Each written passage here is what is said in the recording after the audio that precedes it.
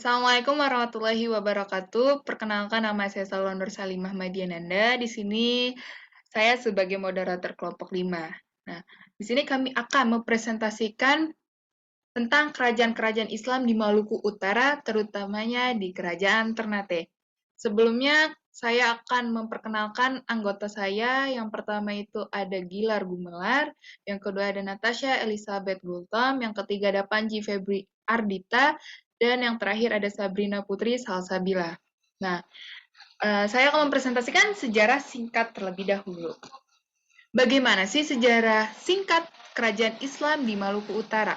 Nah, pada abad 15 sampai 19 Masehi, Maluku menjadi kawasan perebutan wilayah, perebutan antara bangsa Spanyol, Portugis, dan Belanda. Sejak awal itu, dua kerajaan besar bercorak Islam ini yaitu Tidore dan Ternate. Dua kerajaan tersebut berada di sebelah barat Pulau Halmahera, yaitu Maluku Utara. Tetapi wilayah kekuasaan mereka mencakup sejumlah pulau di Kepulauan Maluku dan Papua. Nah, tanda-tanda kehadiran Islam ke daerah Maluku ini diketahui dengan adanya sumber-sumber berupa naskah dalam bentuk hikayat, seperti hikayat Hitu, Bacan, dan hikayat setempat lainnya. Nah, Kerajaan Ternate. Nah, pada abad 14 Masehi ini, negara Kertagama karya Empu Prapanca tahun 1365 Masehi menyebutkan bahwa Maluku dibedakan dengan Ambon, yaitu Ternate. Hal ini dihubungkan dengan hikayat Ternate yang antara lain Moeloka, artinya Ternate, Tidore, Jailolo, dan Bacan. Dalam hikayat menyebutkan bahwa turunan raja-raja Maluku Ternate, Tidore, Jailolo, dan Bacan berasal dari Jafar Sidik dari Arab. Raja ke-12 Ternate bernama Molomatea pada tahun 1350 sampai 1357. Bersahabat dengan orang-orang Muslim Arab yang datang ke Maluku untuk memberikan petunjuk pembuatan kapal. 2. Awal mula agama Islam masuk ke Kerajaan Ternate.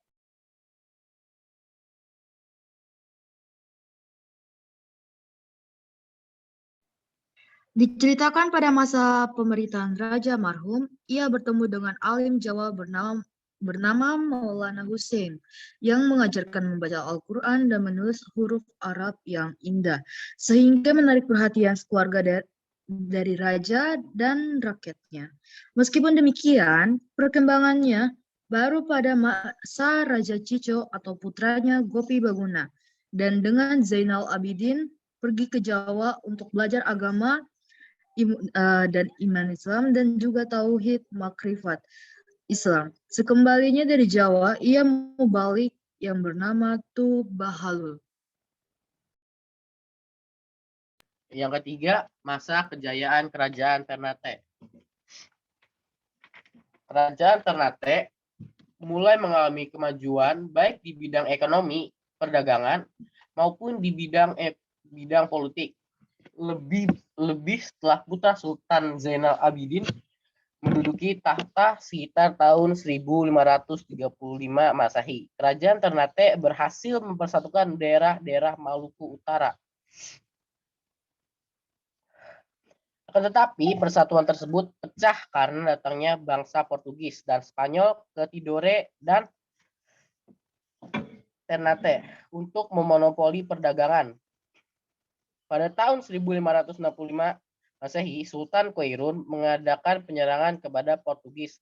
Dan pada tahun 1570, Sultan Quirón dibunuh oleh Portugis dengan membuat perundingan palsu.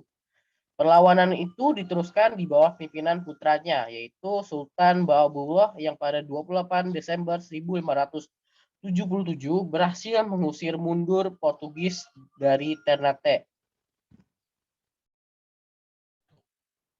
4.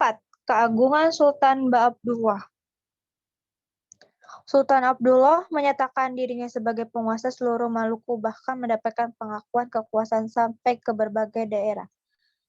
Contohnya seperti Mindanao, Manado, Sangihe, dan daerah-daerah Nusantara. Sultan Abdullah mendapatkan julukan penguasa 70 kepulauan dan menganggap sebagai kerajaan seluruh wilayah dan sangat berkuasa.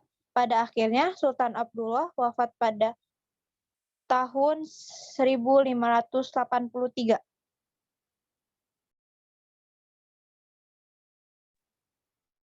peninggalan kerajaan Ternate.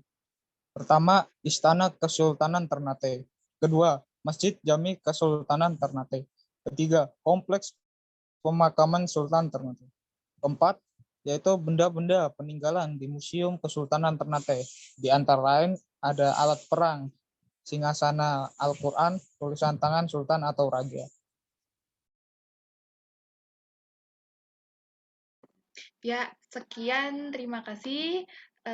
Mohon maaf apabila ada kata-kata yang salah dari kelompok kami. Mohon dimaafkan.